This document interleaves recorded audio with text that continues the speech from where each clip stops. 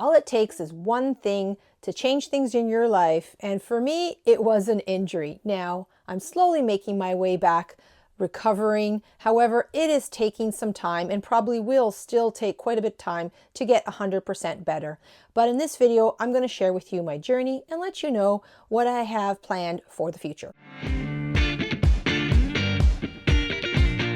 Hi, I'm Sandra the Puzzling Canadian and welcome to my channel.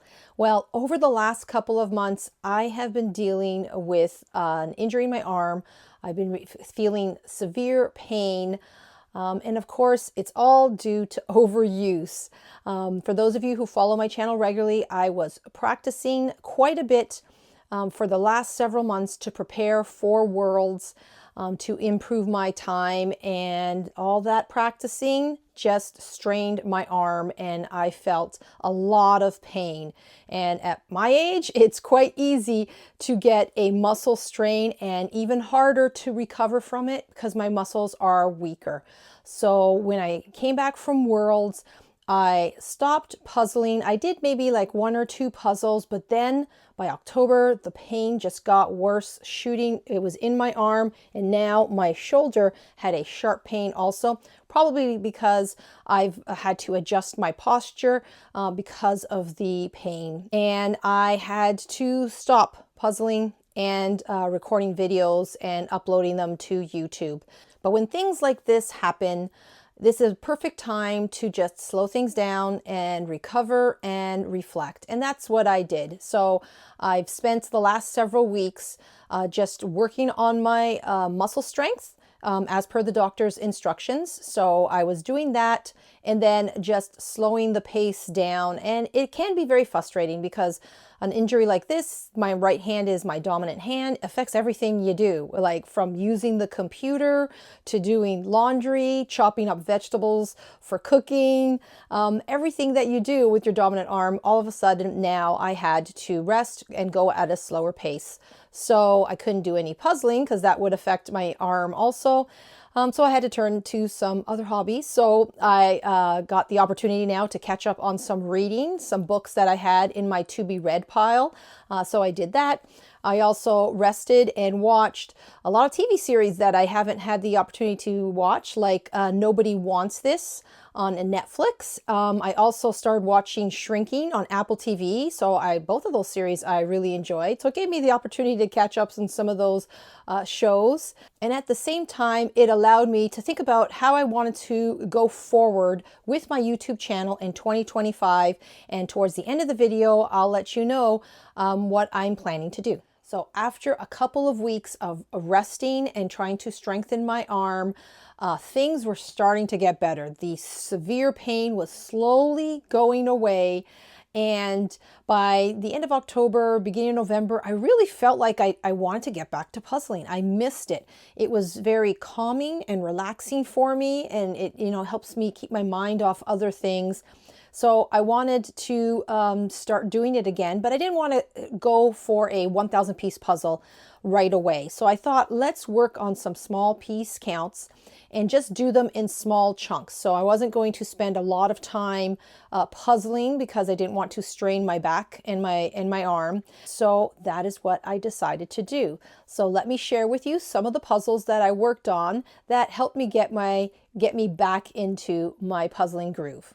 Now, the first puzzle that I selected from my collection of puzzles was a Sun's Out puzzle called Windmill. This one here I found at a thrift store. It was brand new. I really liked the image. It's an autumn image, and right now in my neck of the woods, we are going through the season of autumn, so I wanted to work on something like this. Sun's Out, these ones also have larger pieces, so I thought it would be good. It would be easier for me to grip.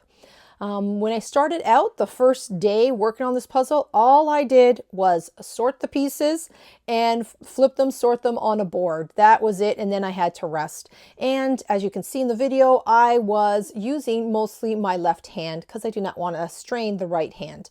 So it took a little bit longer. I started off with the middle section because it had a beautiful sky with the windmill. So that is what I started first. And then I decided to work on this section here. It's a little bit trickier because it was darker. But I did that and then finished off with the blue sky. So it did take me a few days to do or to work complete because I was just doing like maybe 10 to 15 minutes at a time. And then I sat down and I rested. But I was really happy that I started working on this puzzle because by the time I got to the very end, I was like energized. I enjoyed it a lot because I was going at a slower pace rather than all that speed puzzling that I was doing before. And it made it very relaxing, and I was very motivated to now pick another puzzle to work on. So next up on my puzzling table, I selected this puzzle here. The brand is FX Schmid, and it's called Beautiful Sunset. I like working on this brand, FX Schmid. It's a brand that is no longer in production. So whenever I find it at a thrift store, if it's in good condition, I like picking it up. And this one in particular, it's such a beautiful image with that sunset. So I was eager to work on this one. I started again from the very top. With that beautiful sky, and then worked my way down. And this section here was the last section where the chairs are, the legs, that was left to the very end. And this puzzle kind of reminded me of that puzzle in Worlds 2023 individual final with all those chairs. I think it's a Sicily puzzle with the cafe. It is hard, or it is tricky to work on these wooden legs. And in that puzzle for Worlds 2023, there were many chairs and tables to work on. So I now understand why that image was really hard to do. But this one wasn't so bad. It was 300 pieces, nice large pieces, so it was easy for me to grip, and I had a wonderful time working on this. Now, next up, I wanted to work on a puzzle that had smaller pieces rather than the large ones from the other two puzzles. So I selected this Ravensburger puzzle, and it's 300 pieces. And I initially purchased this one so that I can practice speed puzzling, but I never got around to it. So I wanted to work on it right now, but I'm not doing it with speed. I was just doing it casually. And I was going to try to do it or finish it in one day, not necessarily in one sitting, but at least try to see if I was feeling better, if I could finish it in one day. And I started in the morning, had a cup of coffee, worked on a little bit, and then, took a break. It's very colorful, yet still tricky. And did it little by little. There's certain things that stood out. The red, the cards here on the side stood out. The face, of course, was easy to do, but a very enjoyable, very colorful puzzle, and I managed to get it done in one day. I was so happy. I was feeling better that day, and I completed it, and it was a lovely image. So now I finished those 300-piece puzzles. I was feeling better. They were kind of like a warm-up. And I had a 1,000-piece puzzle that I needed to get done. And I needed to work on it because it's part of a Secret Santa Advent puzzle exchange. I signed up for this shortly after I came back from Worlds. I was feeling okay, and I signed up before the severe pain started. I ordered the puzzle. And for a while there, I didn't know if I was going to be able to do it because I felt a lot of pain. But over a couple of weeks, I started getting better, and I decided November 1st, I'm going to start working on this puzzle because it might take me a very long time to do because I got to do it at a slower pace. So I started working on it. I can't show you the puzzle because it's going to be given to another puzzler, and that puzzler might be watching this video, so it's supposed to be a surprise. But it is complete. Now I'm in the process of dividing it up and then packaging it up so I can get it ready for them.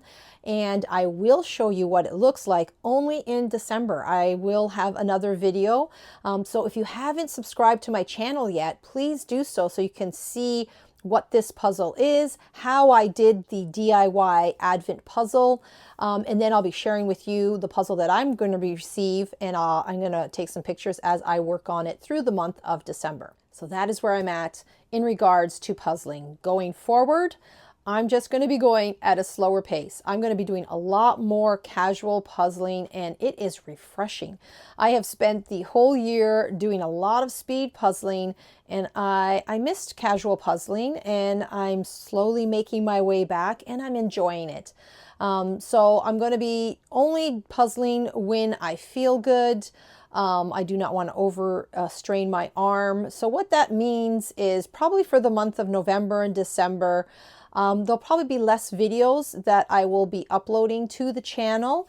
Whenever I can upload one, it will be on a Thursday. So that's when you can find my new content. But I'm looking forward to just sort of taking it easy and slowing down the pace and enjoying the lovely images on the puzzle. Like when you're speed puzzling, sometimes you just don't have the opportunity to do that because you're so focused on getting the puzzle done. This recovery time has also given me the opportunity to start brainstorming some ideas for content for my YouTube channel in 2025. I have come up with a few ideas of things I'd like to work on for next year. But I welcome any ideas. So if you have any suggestions of things you'd like to see on my channel going forward, please leave that down in the comment section and I will consider it when I'm working on my planning for next year. I would like to thank you, the viewer, not only for visiting my YouTube channel, I appreciate that, but also being patient while I take this time to recover. I really do enjoy creating content, and it feels really bad when I have to step away from it.